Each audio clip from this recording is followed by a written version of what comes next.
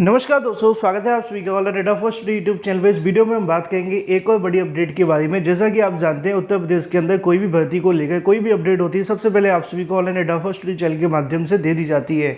उसी क्रम में इस वीडियो में हम बात करने वाले हैं उत्तर प्रदेश में जारी एक और नई भर्ती के नोटिफिकेशन के बारे में। वीडियो को जल्दी से लाइक कर दें, साथ ही शेयर कर दें और चैनल को सब्सक्राइब कर लें, जिससे कि आप सभी को जानकारी सबसे पहले मिलती रहे। तो चलिए दोस्तों, वीडियो शुरू करते हैं।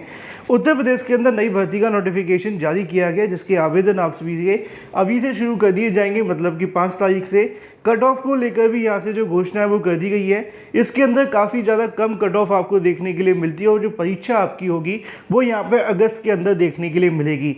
चलिए मैं आपको बता दूँ ऑफिशियल नोटिफिकेशन के माध्यम से। वीडियो को लाइक और शेयर अवश्य कर देना। तो यहाँ पे दोस्तों आप सभी के सामने आ जाता है ऑफिशियल नोटिफिकेशन, जिसके माध्यम से मैं आप सभी को बताने वाला हूँ। लेकिन उससे पहले जितने भी अभ्यर्थी इस वीडियो को देख रहे हैं, वीडियो को लाइक कर दिया करें। आप लोग वीडियो देखते हैं लेकिन लाइक और शेयर करना भूल जाते हैं। उत्तर प्रदेश के अंदर नई भर्ती को लेकर जो नोटिफिकेशन है वो जारी कर दिया गया है। इसकी जो आवेदन आप सभी को देखने के लिए मिलेंगे वो 4/6/2022 से, मतलब कि 4 तारीख से आप सभी आवेदन कर सकते हैं। ऑनलाइन आवेदन करने की जो अंतिम तारीख है वो 25 जून 2022 है। 21 दिन का आपको समय देखने के लिए मिलेगा आवेदन करने के लिए।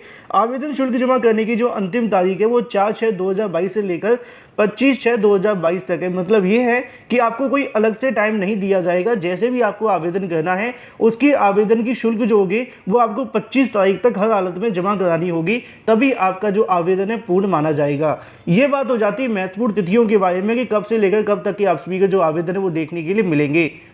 यहाँ पे अगर बात की जाए आपकी आयु सीमा के बारे में, तो देखने के लिए मिलेगा कि 1/1/2022 से लेकर न्यूनतम आप सभी की जो आयु है वो 21 से लेकर 40 वर्ष की होनी चाहिए। मतलब कि 21 से लेकर 40 वर्ष के अभ्यर्थी इसके लिए आवेदन कर सकते हैं। इसके अलावा अगर आप ओबीसी या फिर एससी या फिर एसटी से आते हैं तो आपको अलग अलग साल की जो छूट है वो देखने के लिए मिलेगी। नीचे ये भी लिखा हुआ है कि ईडब्ल्यूएस श्रेणी वाले अभ्यर्थियों किसी प्रकार की कोई छूट देखने के लिए नहीं मिलेगी। जो भी अभ्यर्थी होंगे वो ओबीसी, एससी, एसटी या फिर पीडब्ल्यूडी वाले अभ्यर्थी ही होंगे। सवाल देखने के लिए मिलता है कि कहां से वैकेंसी आप सभी को देखने के लिए मिलती है। तो ऊपर लिखा हुआ है कि उत्तर प्रदेश राज्य विद्युत उत्पादन सेवा आयोग के माध्यम से इसका नोटिफिकेशन जारी किया जाता है, उत्तर प्रदेश राज्य विद्युत उत्पादन निगम लिमिटेड की तरफ से। नीचे आप सभी के सामने विज्ञापन देखने के लिए मिल जाएगा। 2022 के लिए नोटिफिकेशन जारी करते हुए जानकारी दी जाती है। समूह खा, इसके अलावा समूह गा की सीधी भर्ती के माध्यम से जो चयन है वो देखने के लिए मिलेगा और जो भी अभ्यर्थी यहाँ से आवेदन करना चाहें इसके लिए आवेदन भी कर सकते हैं। नीचे आप सभी के सामने पदों की संख्या की जानकारी देखने के लिए मिल जाती है। अगर बात की जाए पहले पोस्ट के बारे में, तो वो लिखा हुआ है कि मुख्य रसायनज्ञ की जो आपकी पोस्ट होगी वहां पे 3 अनरिजर्व की आप सभी को सीटें देखने के लिए मिलेंगी। ओबीसी की अगर बात की जाए तो 1, एससी की 1, एसटी की यहाँ से 0 सीटें रहती हैं। टोटल आप सभी के सामने अगर बात की जाए अपर निजी सचिव को लेकर, तो यहाँ पे जो आपकी वैकेंसी होगी अनरिजर्व के लिए वो 2 होगी। इसके अलावा ओबीसी की 1 होगी, इसके अलावा एससी की लगभग 1 होगी और इसके अलावा बाकी सभी आपके सामने 0 ही होंगी। नीचे सहायक समीक्षा अधिकारी की बात की जाती है, तो सहायक समीक्षा अधिकारी के अनरिजर्व की 2 सीटें हैं, ओबीसी की 4 हैं। इसके अलावा अनुसूचित मतलब कि एससी की बात की जाए तो 2 सीट देखने के लिए मिलती हैं। बाकी यहाँ पे ईडब्ल्यूएस वाले अभ्यर्थियों की भी 1 सीट है। लेखा लिपिक की अगर बात की जाए तो यहाँ से 16 वैकेंसी देखने के लिए मिलती है अनरिजर्व के अंदर, ओबीसी के अंदर 15, एससी के अंदर 9, एससी के अंदर 1, ईडब्ल्यूएस के अंदर 4, अगर पीएच कैटेगरी की बात की जाए तो 1 और इसके अलावा भूतपूर्व सैनिक की बात की जाए तो लगभग 2 वैकेंसी आपको देखने के लिए मिलती है। लगभग जो आप सभी को विज्ञापन देखने के लिए मिलता है वो 68 पदों के लिए देखने के लिए मिलता है, जिसमें अलग अलग पोस्ट वाइज आपको वैकेंसी देखने के लिए मिलती है। कुछ अभ्यर्थी ये भी कहते हैं कि पदों की संख्या बहुत कम है। अब जो भर्ती आई है उसके बारे में तो आपको जानकारी दी जाएगी। अब हाल ही में मैंने सुबह एक वीडियो बनाया था जिसके अंदर 13 पदों पर भर्ती निकाली गई थी। दुर्भाग्य देखिए आप यहाँ पे उत्तर प्रदेश के अंदर कि 13 पदों की भर्ती निकली और 13 के 13 पद खाली चले गए। हम बात करें प्राविधिक शिक्षा के अंदर, तो पदों की संख्या को लेकर कभी हमें डिमोटिवेट नहीं होना चाहिए। अगर आप किसी भी भर्ती के लिए एलिजिबल हैं तो आवेदन कर देनी चाहिए। वहीं दूसरी तरफ बात की जाए इन सभी पोस्ट के लिए आवेदन के बारे में, इसके अलावा वेतन मान को लेकर, तो यहाँ पे आपको देखने के लिए मिलेगा। अगर बात की जाती है मुख्य रसायनक, इसके अलावा अपर निजी सचिव का जो वेतन होगा उसके बारे में लेवल 10 का, लेवल 8 का यहाँ पे 56,000 या फिर 47,000 देखने के लिए मिलेगा।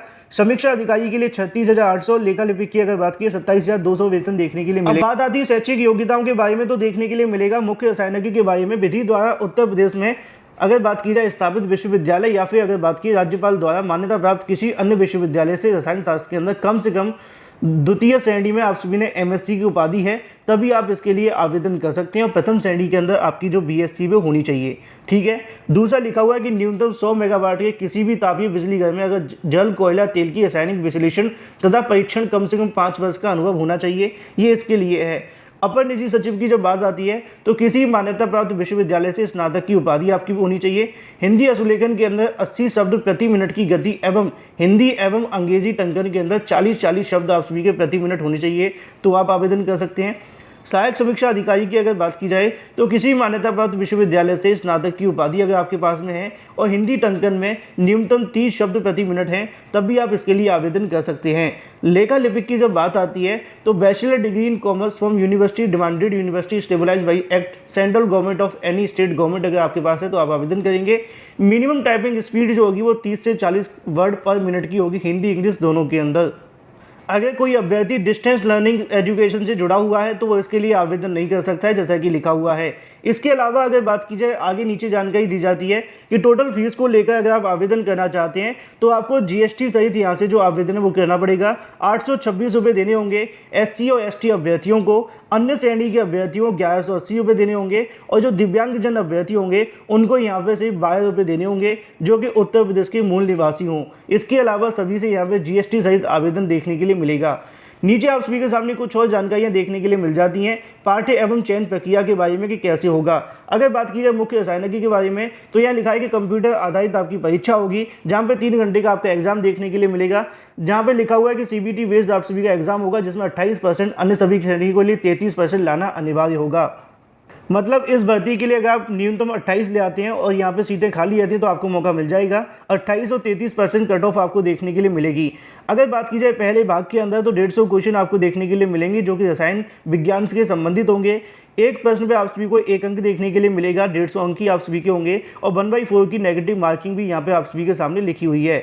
दूसरा जो भाग आप सभी को देखने के लिए मिलेगा 50 क्वेश्चन उसमें होंगे, जिसमें सामान्य हिंदी, सामान्य ज्ञान एवं तार्किक ज्ञान आप सभी का जुड़ा होगा।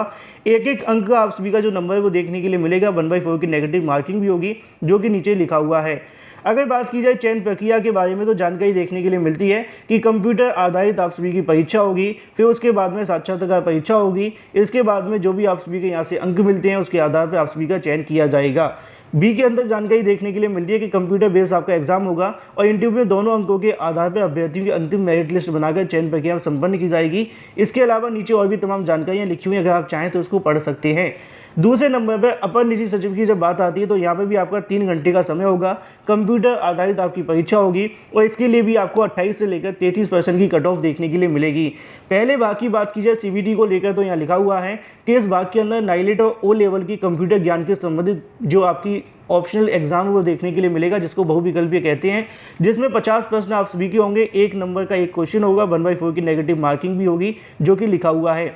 कंप्यूटर ज्ञान के प्रथम भाग की इस परीक्षा में 20 कम से कम आप सभी को अंक प्राप्त करने होंगे, अन्यथा आप सभी यहाँ से आहर नहीं माने जाएंगे। इसके अलावा कंप्यूटर ज्ञान के प्रथम भाग के अंदर प्राप्त किए गए अंक आप सभी को श्रेष्ठता के निर्धारित हेतु जोड़े नहीं जाएंगे। नीचे लिखा हुआ कि कंप्यूटर दूसरे भाग की अगर बात की तो इस भाग के अंदर न्यूनतम पाठ्यक्रम आप सभी के सामने लिखा हुआ है, जहां पे आप सभी को बताया जाता है कि 200 क्वेश्चन आप सभी को देखने के लिए मिलेंगे और 200 ही नंबर आप सभी के होंगे। 200 क्वेश्चनों में से 200 नंबर के साथ साथ आप सभी को याद रखना है कि 1/4 की नेगेटिव मार्किंग भी होगी। ये बात की जा रही है अपर निजी सचिव के बारे में। तीसरे भाग के बारे में लिखा हुआ है कि यहाँ पे प्राप्त अंकों के आधार पर, मेरिट के आधार पर, इसके अलावा टाइपिंग के आधार पर आप सभी की जो मेरिट लिस्टें बनाई जाएगी और जो भी आप सभी की मेरिट लिस्ट बनेगी उसके आधार पर आपका चयन कर लिया जाएगा। जहाँ पे लिखा हुआ है कि आप सभी को आवेदन के लिए अगर बात की जाए आप सभी की जो भी आपकी फ़ॉन्ट होगी उसके आधार पे देखने के लिए मिलेगा। अगर आप आवेदन करते हैं तो इस फ़ॉन्ट की आपको प्रिपरेशन करनी पड़ेगी, जहाँ पर टाइपिंग के अंदर आप सभी से देखने के लिए मिलेगा। फिलहाल अगर बात की जाए सहायक समीक्षा अधिकारी को लेकर तो लिखा हुआ है कि 3 घंटे की आप सभी की जो परीक्षा है वो देखने के लिए मिलेगी। 3 घंटे की परीक्षा के साथ आप सभी को 28 से लेकर 33% की कट ऑफ निर्धारित की गई है इसके अंदर। साथ ही अगर बात की जाए कंप्यूटर भाग के अंदर आप सभी का जो पेपर होगा, इस भाग के अंदर नाइलेट और इस तरह का कंप्यूटर ज्ञान संबंधित आप सभी के जो क्वेश्चन है पूछे जाएंगे, जहाँ पर 50 क्वेश्चन आप सभी के होंगे, 50 नंबर आपको मिलेंगे, 1/4 की नेगेटिव मार्किंग भी होगी। नीचे आप सभी के सामने कुछ और जानकारियां लिखी हुई हैं। अगर बात की जाए इसके अंदर तो आप सभी के सामने लिखा हुआ है कि जो दूसरा पार्ट आप सभी का होगा उसके अंदर भी यहाँ से 200 क्वेश्चन आप सभी को देखने के लिए मिलेंगे, जिसमें सामान्य हिंदी, सामान्य अंग्रेजी, इसके अलावा सामान्य अध्ययन एवं तार्किक ज्ञान आप सभी का शामिल होगा।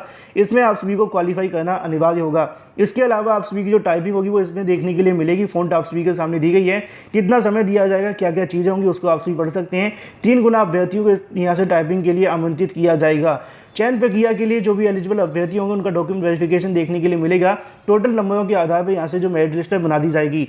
लेखा लिपिक की जब बात आती है तो यहाँ पे 3 घंटे का आप सभी को समय देखने के लिए मिलेगा, जहाँ पे 28 और इसके अलावा 33% की कट ऑफ देखने के लिए मिलेगी। आपका भी जो एग्जाम होगा वो नाइलेट और इस तरह के कंप्यूटर ज्ञान से संबंधित देखने के लिए मिलेगा, जिसके अंदर 50 क्वेश्चन होंगे, 50 अंक आप सभी को मिलेंगे। इसके अलावा 1/4 की नेगेटिव मार्किंग भी देखने के लिए मिलेगी। कंप्यूटर ज्ञान के प्रथम भाग की अगर बात की है तो 50% अंकों को प्राप्त करना आप सभी के लिए अनिवार्य होगा, जैसा कि यहाँ पर लिखा हुआ है। नीचे जानकारी देखने के लिए मिल जाती है कि आप सभी के एग्जाम के अंदर क्या क्या पूछा जाएगा। यहाँ पे आप सभी को देखने के लिए मिलता है कि 150 क्वेश्चन होंगे, 150 नंबर के होंगे और 1/4 की नेगेटिव मार्किंग भी होगी।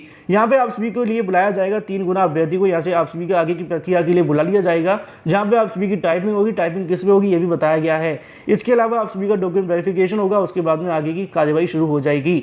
तो ये तो दोस्तों बात हो जाती है आप सभी के चयन प्रक्रिया के बारे में, शैक्षिक योग्यताओं के बारे में। यहाँ पे आप सभी का जो होगा वो कंप्यूटर साइज का एग्जाम देखने के लिए मिलेगा, कंप्यूटर बेस्ड आपका एग्जाम देखने के लिए मिलेगा और पासपोर्ट साइज का फोटो लिखा हुआ है। इसके अलावा कुछ और जानकारी यहाँ पे लिखी हुई जिनको आप सभी को जानना बेहद आवश्यक है। नीचे आप सभी के सामने देखने के लिए मिलता है एनओसी के बारे में, वैवाहिक स्थिति के बारे में, इसके अलावा परीक्षा के स्थान के बारे में। उनका कहना है कि परीक्षा का जो स्थान होगा वो आप सभी का प्रयागराज, लखनऊ, वाराणसी, गोरखपुर, मेरठ और भी तमाम शहरों के अंदर आपके जो एग्जाम है वो देखने के लिए मिलेंगे। आवेदन आप सभी के 4 जून से शुरू कर दिए जाएंगे। जो भी संबंधित अभ्यर्थी हैं इसके लिए आवेदन कर सकते हैं। अच्छा, इसकी परीक्षा कब तक देखने के लिए मिलेगी, बहुत बड़ा सवाल देखने के लिए मिलता है। तो यहाँ लिखा हुआ है कि आप सभी का जो एग्जाम होगा उससे 10 दिन पहले आप सभी के एडमिट कार्ड आप सभी की ऑफिशियल वेबसाइट पर डाउनलोड करने के लिए डाल दिए जाएंगे, वहां से आप सभी डाउनलोड भी कर सकते हैं। कुछ और जानकारियां नीचे आप सभी के पास लिखी हुई हैं। अगर बात की जाए इसके एग्जाम के बारे में तो यहाँ से आप सभी का जो एग्जाम होगा वो लगभग यहाँ से 40 से 45 दिनों के अंदर करा लिया जाएगा। तो आप सभी को ज़्यादा समय नहीं मिलेगा, सिर्फ 40 से 45 दिनों के अंदर आप सभी अपनी प्रिपरेशन उसके अनुसार कर सकते हैं। वीडियो को लाइक कर दें, साथ ही शेयर कर दें।